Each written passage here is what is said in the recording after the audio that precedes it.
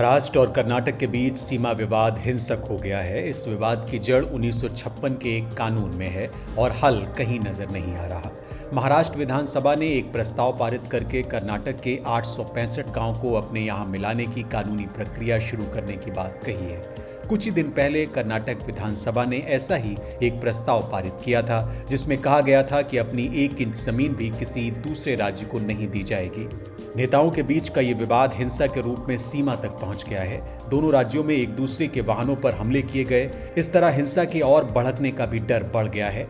क्या है ये विवाद जिसने मसले को बारूद के ढेर में तब्दील कर दिया? महाराष्ट्र और कर्नाटक राज्यों के बीच सीमा विवाद की जड़ 1956 के राज्य पुनर्गठन कानून में है। इस कानून के तहत राज्यों को भाषा के आधार पर पुनर्गठित किया गया था। 1 मार्च 1960 को महाराष्ट्र वजूद में आया। तभी से ये उन 865 गांवों पर दावा कर रहा है जिनमें मराठी भाषी लोग रहते हैं। इन गांवों में बेलगावी, कारवर और नेपाली शामिल हैं। कर्नाटक इन गांवों को छोड़ने को तैयार नहीं।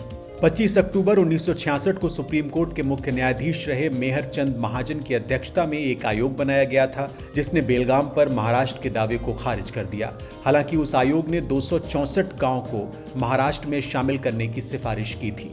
इन गांवों में नेपाली, खानपुर और नंदगढ़ शामिल थे। साथ ही आयोग ने महाराष्ट्र के 247 गांवों को कर्नाटक को देने की सिफारिश की थी। इन गांवों में जट, अक्कलकोट और सोलापुर शामिल थे। महाराष्ट्र ने आयोग की रिपोर्ट को खारिज कर दिया और ये विवाद लटक गया। 2004 में महाराष्ट्र ने सुप्रीम कोर्ट में एक याचिका दायर की थी। इसी दौरान कर्नाटक ने बेलगाम का नाम बदलकर बेलगावी कर दिया और उसे राज्य की दूसरी राजधानी बना दिया। कर्नाटक और महाराष्ट्र दोनों ही राज्य इस बात को समझ रहे हैं कि अब इस विवाद का हल राजनीतिक तरीकों से नहीं निकाला जा सकता और इसे कानूनी तरीकों से ही हल किए जाने की जरूरत है। 2004 से ही ये मामला सुप्रीम कोर्ट में लंबित है। दोनों राज्य अपने अपने दावे छोड़ने को तैयार नहीं हैं। अलग अलग दलों की सरकारें आने के बावजूद राज्यों के रुख नहीं बदले। अब आखिरी उम्मीद सीजेआई से है, जो इस मसले का हल निकाल सकते हैं। ये विवाद हमेशा से दोनों राज्यों की राजनीति के केंद्र में रहा है।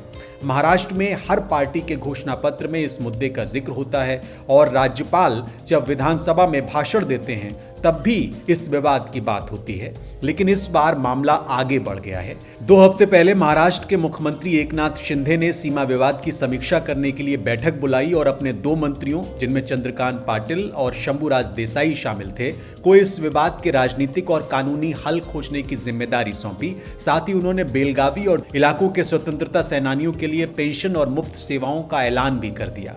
अब ये विवाद क्या रूप लेगा ये तो वक्त तय करेगा, लेकिन ये जरूर है ये मामला अब सुप्रीम कोर्ट की दहलीज पर है और सुप्रीम कोर्ट ही इसका कोई रास्ता निकाल सकता है, राज्यों की सरकारें नहीं।